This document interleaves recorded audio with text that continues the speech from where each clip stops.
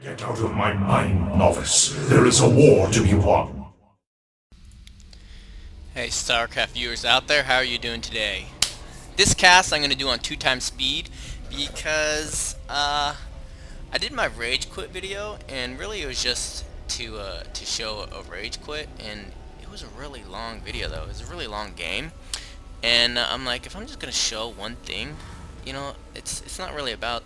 I mean, it was supplemental to the tactical strategies that I'd done before, so it was all right. Um, but I know that they say that people's attention span is diminished these days from commercials and stuff like that. They, as in, I don't know even know who they are, but supposedly people who do research into that stuff have concluded that people's attention span has diminished. And so running on the assumption that the average viewer's attention span is going to be within 15 minutes, I think my videos would be more entertaining to them if they were kept within 15 minutes. And really, this isn't a very informative video.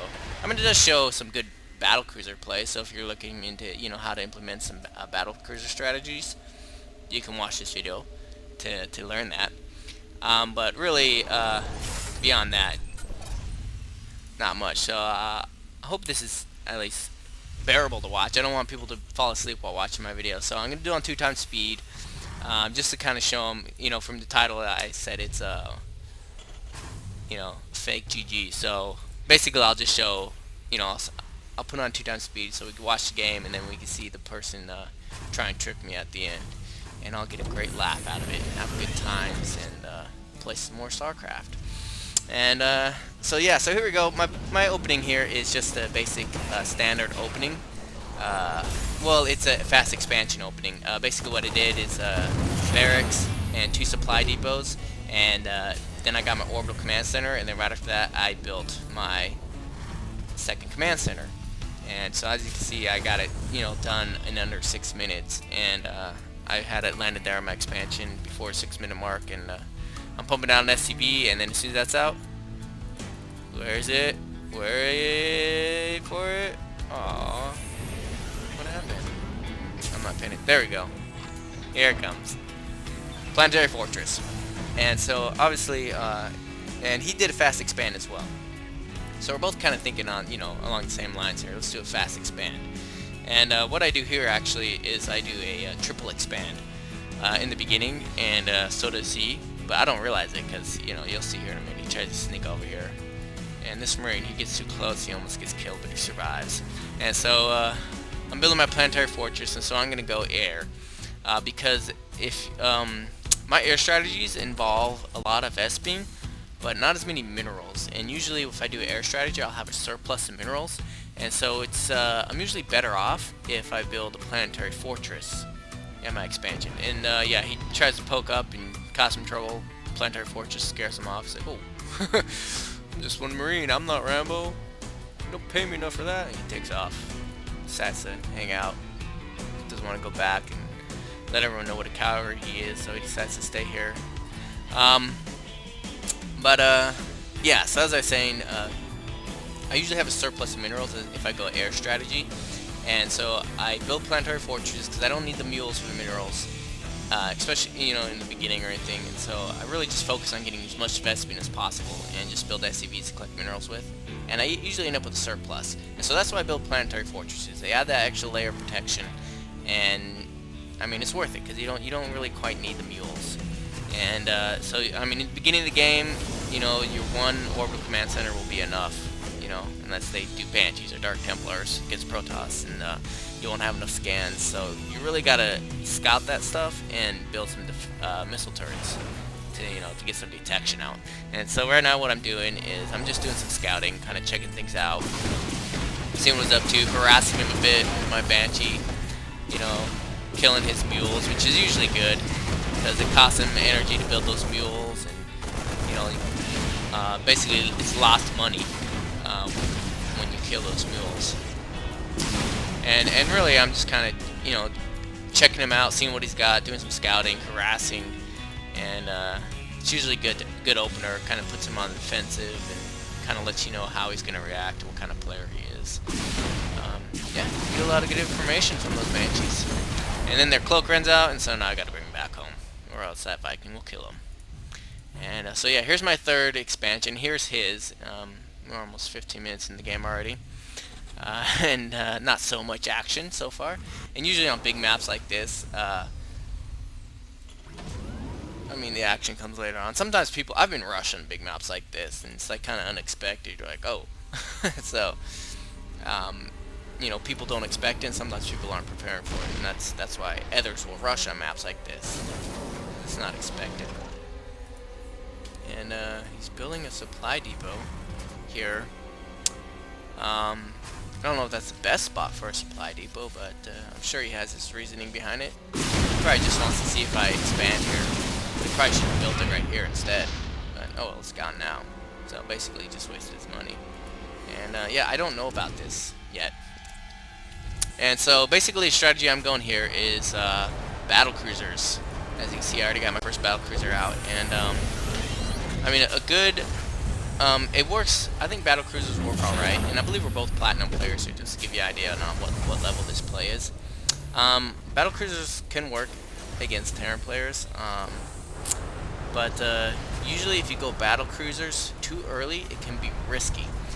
You might think, oh well, you know, I'm gonna go battle cruisers, so I'm gonna start building them off in the beginning to try and, you know, get as many out as possible, but really, it only works on big maps like this where you can expand a lot and get a lot of income, because battle cruisers are expensive, and you shouldn't open with battle cruisers. I mean, I made that mistake here. I just started building battle cruisers right away, trying to get as many out. And but the thing is, if he does not go Thors, you're screwed. Especially if you just built a bunch of Marines. Yeah, you're screwed. The Marines will kill your battle cruisers. But fortunately for me in this game, he did decide to build some Thors, because Thors are expensive too. And battle cruisers counter Thor really hard, actually, and so they'll destroy those Thors, and your opponent will fall behind economically. But if your opponent is not building Thors, yeah, it's not going to be economic for you to go battle cruisers, especially against Marines. It's just not worth it.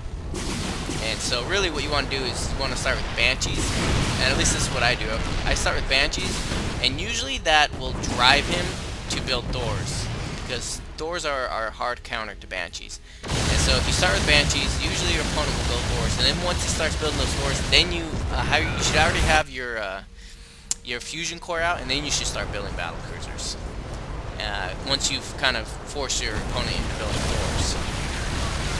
But to just go battle cruisers right away, it's kind of gambling, you know. And it, you know, worked out for me because he did build his Thors, so yeah, I was able to win this. So yeah, so really those are the conditions for battle cruisers. They can work, but if your opponent isn't building very many Thors, then you don't want to build too many battle cruisers, because it's not like StarCraft 1 where you can just build like 12 battle cruisers and then pretty much win against anything. That's what I loved about StarCraft 1. Like, once you got out like 12 battle cruisers, it was just like game over. You know? Or carriers or whatever, you know. It's just like, you know, mass that one air unit and you win the game. But I tried that when I started playing StarCraft 2. I tried it once and my opponent killed me with a bunch of Vikings, and I was just like, okay, well, I guess I'll never do that again, because that doesn't work. So yeah, you're going to want Vikings to support your battle cruisers, because obviously battle cruisers are run over the Vikings, and they can kite your battle cruisers. And if you see here, my opponent had battle cruisers, or he had Thors, and Thors will, you know, since, well, Thors do splash damage, and Vikings will clump up, and so they'll do a lot of damage to your Vikings. But he doesn't have any Marines or Siege tanks on the ground, and so landing my Vikings is actually a good idea in this situation, because they'll survive much better against the Thors if they're landed than they would if they weren't. And so yeah, he's doing his best to hold out and delay and you know, slow me down. But yeah, he doesn't really have anything left to defend with. And now he's trying to lift off his buildings. He's basically just just delaying me because he has this here that I don't know about. See, Your forces are under attack. and so I think I pretty much killed him. Base is under attack. And then he said, "I had fun, GGG." Whatever that means. But yeah. So there's he's trying to trick me, and I fell for it too, for a bit. I'm like, oh, okay, he's quitting. And then I'm like, yeah, it's good you enjoy the game. Some people take it too seriously. I thought he was just being a good sport. GG, whatever. But he didn't leave, and I was like, And so that's when I started to get suspicious when I realized he wasn't leaving. And plus, I usually don't stop. I don't try to get my opponent to quit. I try to destroy my opponent. Some people want to play until their opponent quits. If my opponent doesn't quit, I don't care. I'll destroy every last structure he owns until he's eliminated. And it doesn't bother me because it's kind of like the reward for winning your opponent is going by and just destroying his structures one by one. Is he just has to helplessly watch himself lose the game. But obviously most players just quit before that point. And so I'm just like, oh, good. He's still playing. I get to destroy more stuff. Awesome, So, I'm wasting like 5 Yamato shots on one SCV. And because I think, oh yeah, it's over. But then I scout with my SCVs. I just scouted him. I think I was going down there to expand, and then I was like, oh, now I know why I didn't leave. And so, I got my SCV here. Vespene Geyser Spine exhausted. on him. And so, I'm like, good. So now he has all these Vikings, trying to find my battle cruisers with, but, too slow, man. I mean, he tricked me.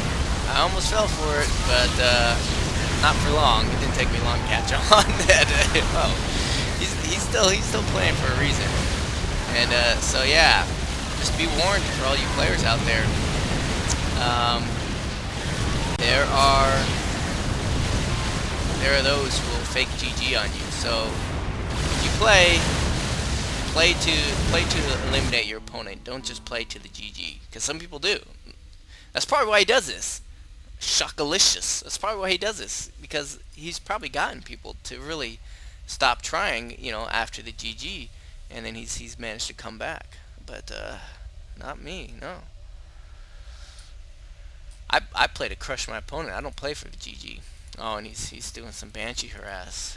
Pretty clever of him, but I got a base here, I got a base here, and I'm mining off this base, and his production is just, well, yeah, there's really nothing to do. He's just cornered here. He's pretty much done. And I have so much money right now. So anyways, there you go. Hopefully it wasn't too long. Hopefully it's worth watching. So there you go. Fake GG. He didn't even say GG when he left, but technically he said GG before, so I don't know. Maybe that still counts. Anyways, yeah, till I see you guys next time, play StarCraft. And stay in school, kids, because school is cool. Alright, take care.